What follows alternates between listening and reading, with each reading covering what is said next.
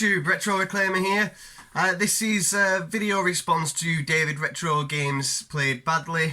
There's quite a few of these videos going around at the moment, and they're really enjoyable to watch. I've quite enjoyed watching them, so I figured, do you know what, let's give it a go. I can't really get 10. I've been looking through my huge collection here to the side of me, and as far as discovered during collecting, you know, I'm taking that as games that I've never played before and never really heard much about until I've started collecting them and I've heard from other channels or been recommended, etc. Or even just stumbled across them. So I've managed to pick up 5 from there. There possibly could be more, but just flicking through what I've got and what I can show, there's only 5 that I can really talk about with some interest. And you know, stories worth sharing as such. So I've put it to 5, which is you know, it should be 10, but hopefully no one's going to penalise me for that or anything. Just before I do go into it, actually, I want to say a big thanks to Danesters.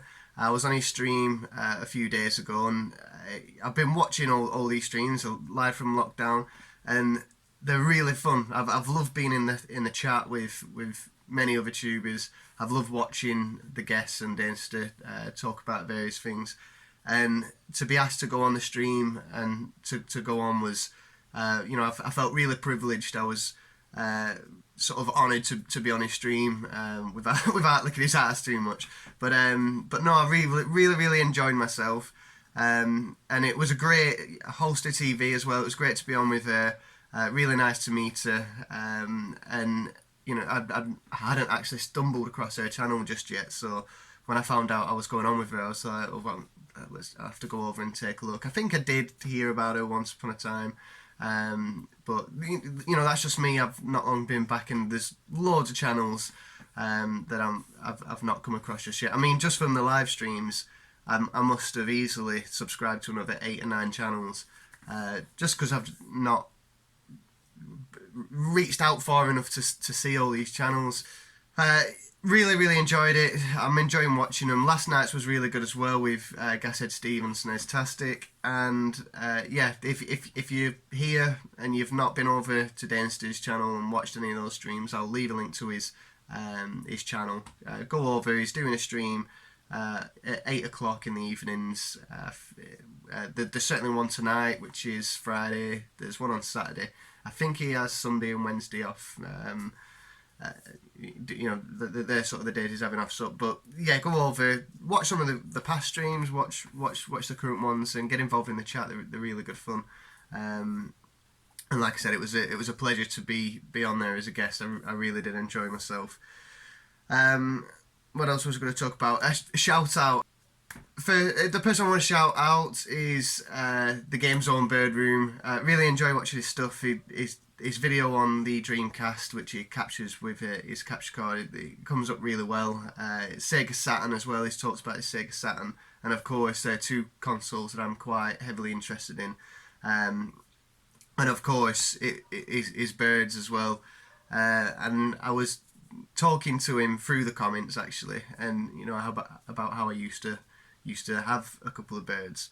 So it wouldn't be a true shout out to GameZoneBirdRoom without my little babies. Come on then. Come on.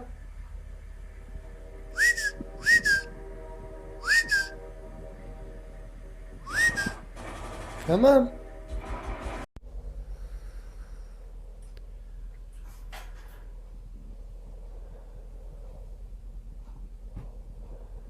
Blossom, that's not yours.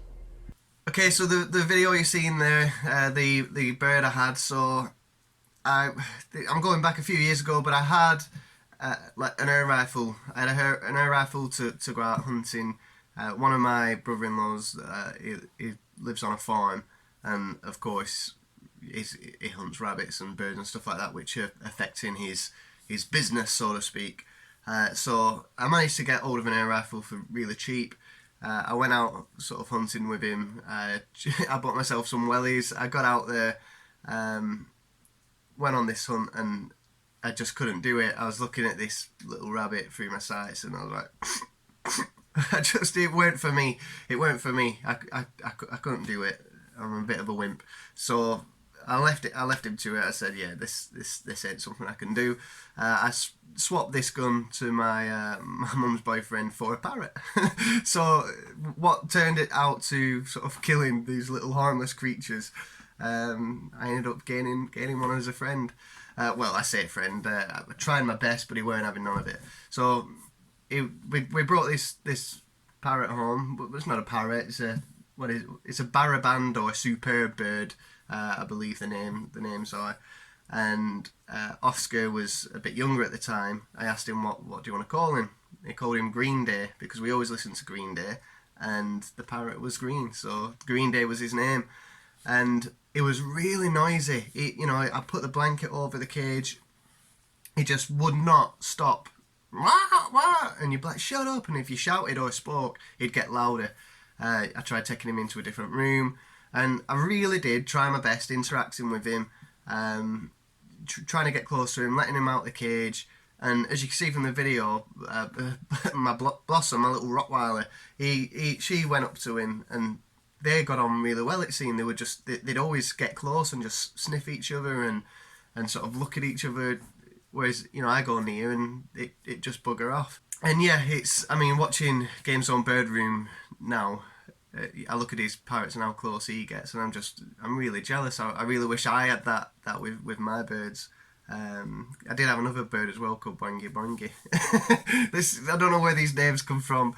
It was called Boingy Boingy. It was a little cockatiel. It was a hand-reared one, and he was just bouncing about the bottom of the cage, but he had like a weird squashed head. His head was all squashed and weird, and I don't really know what was wrong with him or whatever, but it did look like it was some sort of defect or whatever, and I brought him home, and he only lasted a day, and it sadly died. I was really gutted. My missus phoned me up whilst I was at work, and yeah, I was really, really gutted because I could get him on my finger, and he was just a bundle of joy. But yeah, unfortunately he died. So we got money back, thankfully, and yeah, it was really sad. So my history with birds ain't that great, but yeah, I watch GameZoneBirdRoom, and as much as I love watching his Sega Dreamcast, Sega Saturn stuff, I do really enjoy watching his birds.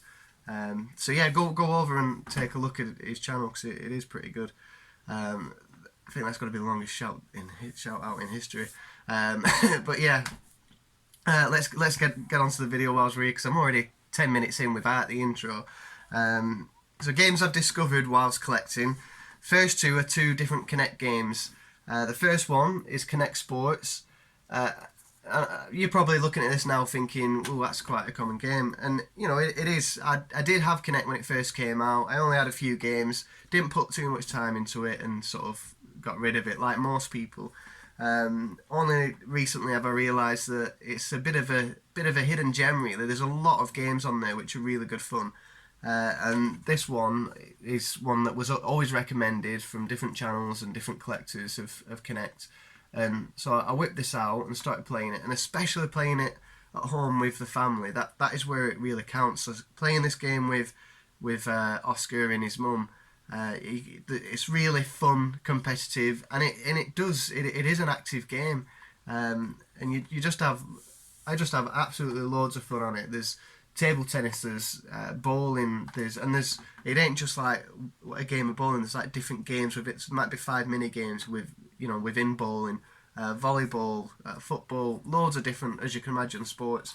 And yeah, it sort of keeps you sort of active. It puts a different spin on games, and it's just a really good, fun party game that all the family can get involved. Without a controller, you just jump in and out when it's your turn, and yeah, there's a bit of competition there, so it's really, really fun. Probably more so at the moment with the lockdown. If you've got this in the bank, whip it out and get everyone involved, get everyone at home involved. I'm really enjoying it. The other Kinect game is a bit of a horror game, and I discussed this yesterday on Gezi's stream, and it's Rise of Nightmares. Just looking at this, so you look at the front, just straight away you sort of terrified, aren't you? And then when you look at the back, it's, you know, you get sort of similar images. And let me just read it off. So, punch, slice, and stab your enemies. Play in the dark if you dare. And it just sounds awesome. It just sounds like an absolute. It's designed to freak you out a bit, and it's a first person. It's a first person game. And obviously, yeah, you with the Kinect, so you just sort of step forward and that gets you walking. Then you turn your shoulders to turn left and right. There's a really good feature if you're getting stuck with which way you need to go, you're struggling with controls. If you just put your arm up like this, it'll do it automatically. And you know, once you get going in the right direction, you can put it down and just step forward again. And it's, you know, you can step back and move backwards. It's, the controls are really phenomenal. And yes, with Kinect, you know, that often sometimes it doesn't work properly. It doesn't have the same response as a controller. Of course it doesn't, but it's a good change and it is really fun. I really don't want to spoil it, but if you do have this, or you know, it's only cheap. I think I paid £1.50 tops. If you've got a Kinect, just go and get it. And yeah, you pick up weapons. You've got a punching arm and like an axe or a sword or a bar or whatever you've got, and you're hitting these zombies. Or you just put your fists up like this and it locks into a zombie, and then you can slash it, you can punch it, and it just feels incredible. And the reaction of your character and what you're doing is really good. And then yeah, there's a bit of a, go and get it, play the start. I don't want to spoil it, but it's 10 minutes in. I was like, and I had to turn it off because I felt like I'd just been killed, but yeah, I can't give much away without spoiling it. So just, if you've got it, go and play it, please. Yeah, Gernaldinho, you've got Kinect games. I can't remember if you had this, but everyone, go and spend £1, treat yourself, Al, and get that game. It's good fun. Princess, I'm joking. The next game, okay, there's a couple of Dreamcast games now. So that's 2. Remember, I'm only going up to 5, which you're probably glad of because I'm already 15 minutes in. Powerston. This game, I first heard about this game at the First Play Blackpool event I went to. There was a couple of Dreamcasts hooked up, and this game was on those, and I gave it a go. I think it might have been Powerston 2 actually. And I started playing it and it looked really fun. I sort of enjoyed looking at it. When I was searching for YouTube at different Dreamcast games that I've not discovered before, this was one that always came up. More recently, there's a couple who have picked this game up, and you know, everyone has got good things to say about it. And so yeah, I did a CEX roulette recently and I thought, let's give this a go. And I have played it a few times and I do really enjoy it. It is a really fun game. It's true what everyone says. It's a fantastic game, a must-have if you've got a Dreamcast, really. But yeah, that's Powerston. Really good fun. Another Dreamcast game. I'd never heard of this until I started collecting, and again, watching. I mentioned previously Adam Koralick's playlist on his Keep Dreaming playlist. He's got loads of Dreamcast videos, and he always goes on about Shenmue, obviously, which is the next game. And yes, this game, I know I don't need to discuss it. I know I don't. So there's no point. But it's GTA, but a Japanese version. And yeah, the main thing is of how ahead of its time it was. And yeah, I've spoke about it before, so I won't go into too much detail. But just knocking on people's houses, asking for information, and then putting all your coins in a 20p machine and turning it and getting little Sonic dolls and Tails and Knuckles, trying to collect the full set. Hooks for hours. I've never spent so much time putting 20p's in a machine and trying to get absolutely incredible. You've got to lift the pot off and you can look at it. Honestly, the stuff you can do in it is phenomenal. And then I finally get to the city. I'm like, right, come on, let's get cracked into this story. And I just get distracted. So there's an arcade there on, right? Right, let's pop in. So I pop in the arcade, and all of a sudden, I don't care about finding the guy who's just killed my dad or whoever it is, my granddad maybe. I wanna go in these arcades and play all these games. But yeah, fantastic game. And if I didn't come across YouTube and all this collecting stuff, I'd never come across any of these games probably. And then the final one, there's probably a bit more of a sentimental reason with this one, is Desert Strike. I do have the other Strike games as well, Urban and Jungle.